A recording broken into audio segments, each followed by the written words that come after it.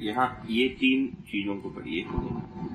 शब्द, हाँ। स्पर्श, रूप, रस एवं गंधेंद्रियों द्वारा ये 5 इंद्रियों की बात की।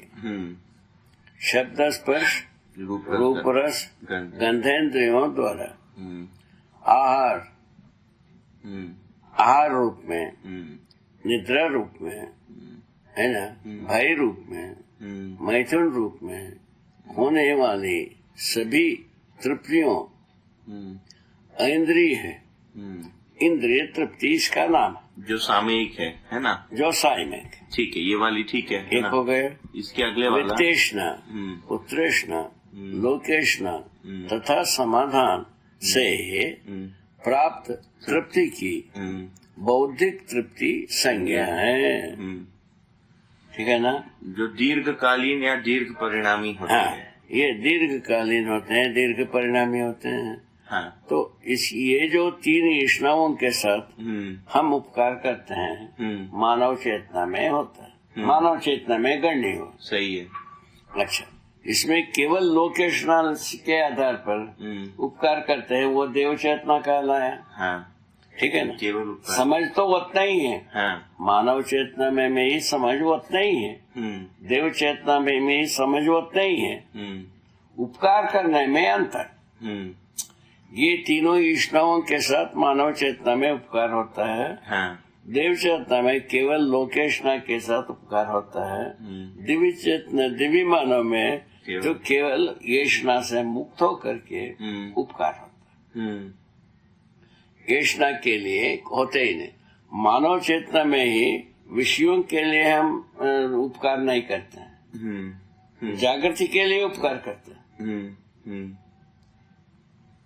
ठीक है, ठीक है ना। ये कुल मिलाकर के उन्नति का मतलब है। इस ढंग से गुणात्मक परिवर्तन है उन्नति। ठीक है ना। तो इसमें जो तात्विक रूप में हो गए है ना, वो उसमें जो बताया शरीर रचना की विधि से बता दिया। हाँ, और आगे अच्छे ढंग से बेटा, अच्छे ढंग से हृदयंगम कराओ।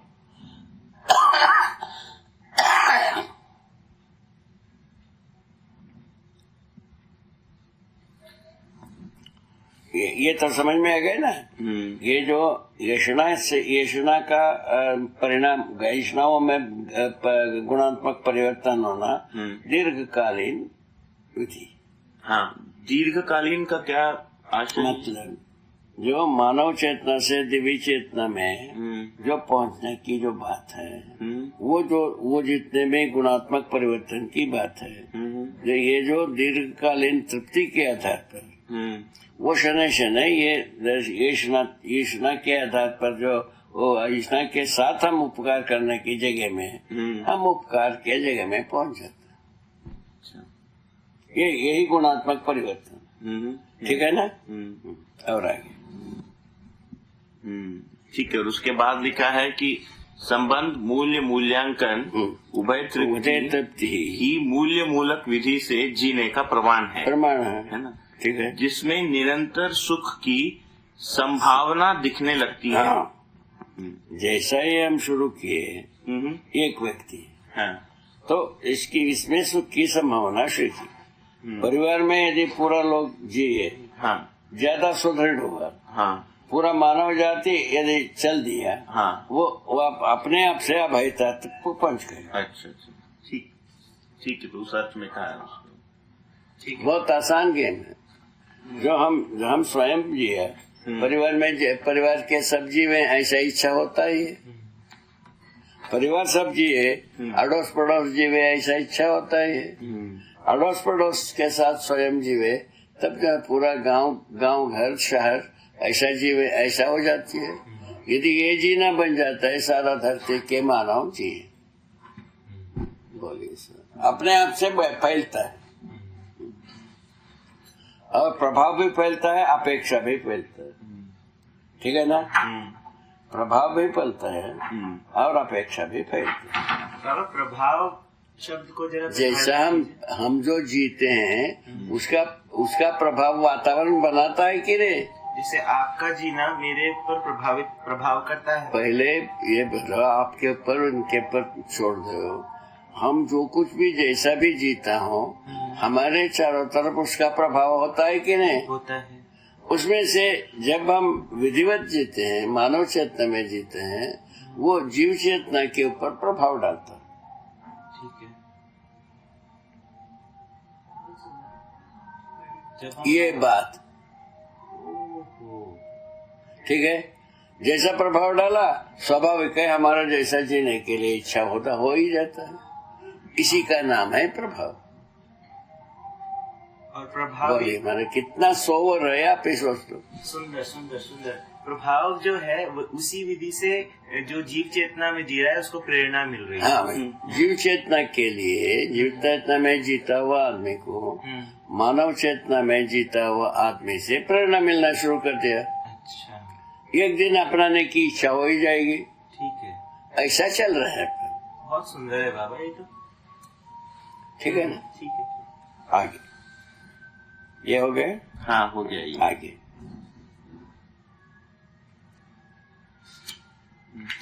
नहीं, और एक लास्ट सडनली ध्यान में है कि आपने भी कहा था कि तो इसको वापस स्पष्ट कर दें तो मानव, देव मानव और दिव्य मानव में है ना, समझ में कोई अंतर है नहीं। हाँ। इसका मतलब कि जो अभिव्यक्ति में अंतर है, अभिव्यक्ति मतलब संप्रेषणा में अंतर है, उपकार में अंतर है।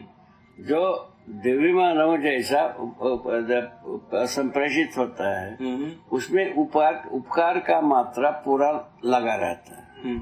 देव मानव में उससे कम, मानव चेतना में उससे कम हो, इतना ही अंतर। ठीक है। तो बोध और मतलब बोध और अनुभव में समान है, समान है। फैलाव की सीमा व्यवहार में समान है, व्यवहार में समान, आचरण में समान है, व्यवस्था में जीने में समान।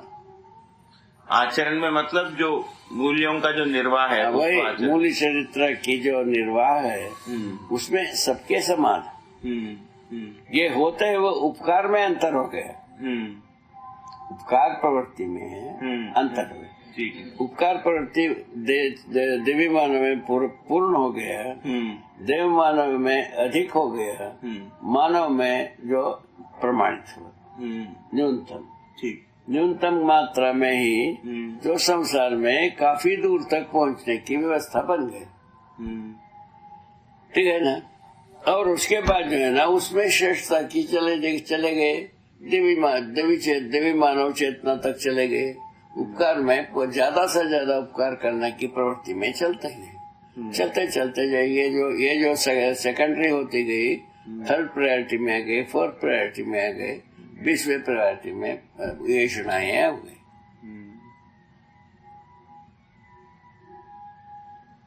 उपकार पहले हुआ, व्यवहार उसके बाद हुआ, व्यवहार में जो आचरण उसके बाद हुई, उसके बाद जो है ना ये स्नावक की बात, पुत्रेष्णा वित्तेष्णा गौण हो गए।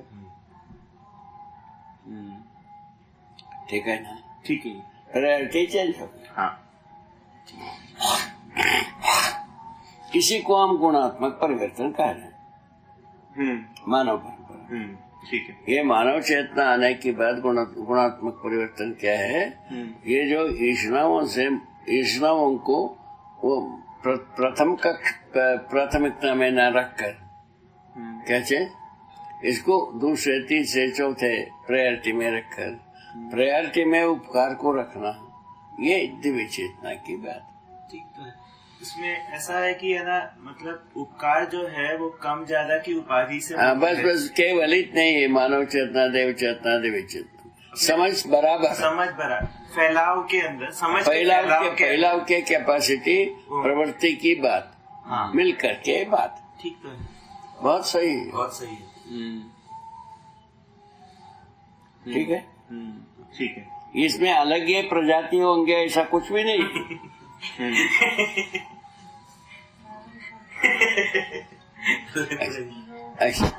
जबकि जीव चेतना में अनेक प्रजाति हो जाता है, इसीलिए समुदाय चेतना व्यक्तिवादी चेतना में आ जाते हैं। आ जाने पर टकराव भावी, अपराध भावी। सही। ठीक है। आगे इसमें पूर्ण विश्राम ही दुख का उन्मूलन तथा भ्रम से मुक्ति ही मोक्ष है ना? इसमें मोक्ष और बंधन की बात की थी। हाँ। भ्रम बराबर बंधन। भ्रम क्या चीज है? अति व्याप्ति, अनाव्याप्ति, अव्याप्ति दोष। ये देखो क्या बोल रहा है। हाँ, और 2-3 मिनट है बाबा। अच्छा, हाँ ठीक। हाँ, तो इसमें पूर्ण विश्राम की जो स्थिति है ना? पूर्ण विश्राम वही है परंपरा ये जो प्रायोरिटी में उपकार करना। अच्छा, मतलब दिव्य मानव की स्थिति को पूर्ण विश्राम क्या? पूर्ण विश्राम। अच्छा, उसके पहले की स्थितियों को विश्राम का नाम दिया है। मानव चेतना, देव चेतना को विश्राम स्थिति कहा। हाँ। सर्वतोमुखी समाधान उसका प्रमाण कहा। हाँ। और मानव में ये जब पूरा हो जाता है, देव मानव में थोड़ा सा ज्यादा उपकार होता है, दिव्य मानव में पूरा उपकार होता है। ठीक है, बहुत सुंदर।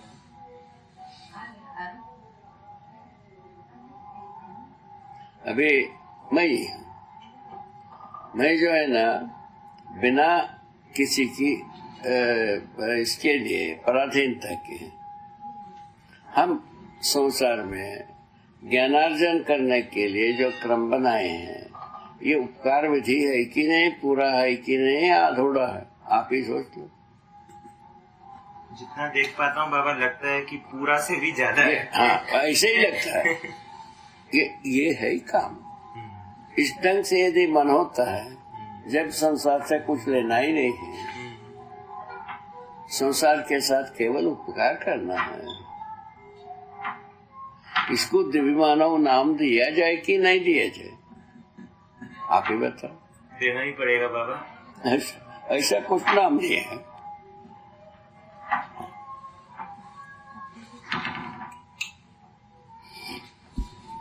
ठीक है,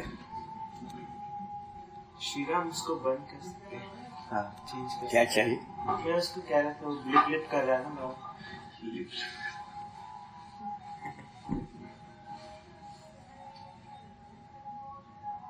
ये ज्यादा स्पीड हो गया, लपलिप बंद हो गया। हाँ बाबा, कल से चल रहा था ना ये। कल से चल रहा था ये। अच्छा, 20 मिनट। ठीक, ये ज्यादा स्पीड किया, किप किप।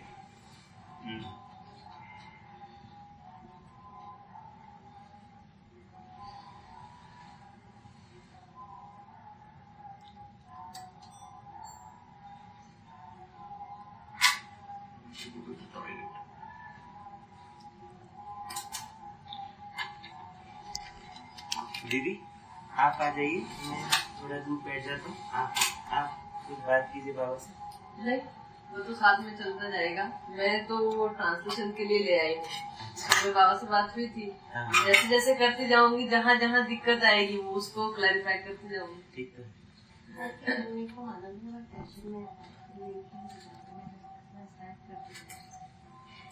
बहुत सुंदर। क्या चीज? अपने पास है 2 कॉपी। नया लेके चलो, बिल्कुल एकदम फ्रेश, ताकि कुछ मेरा लिखा हुआ का इन्फ्लुएंस ना हो। हाँ सही बात, एकदम नया होना चाहिए। हम वहाँ से ले लेंगे और 4-5 ही कॉपी करके। संविधान का भी लेना था अपने को। 2 मिनट में अंदर से। 2 मिनट में अंदर से आया। अरे बंद ही नहीं किया।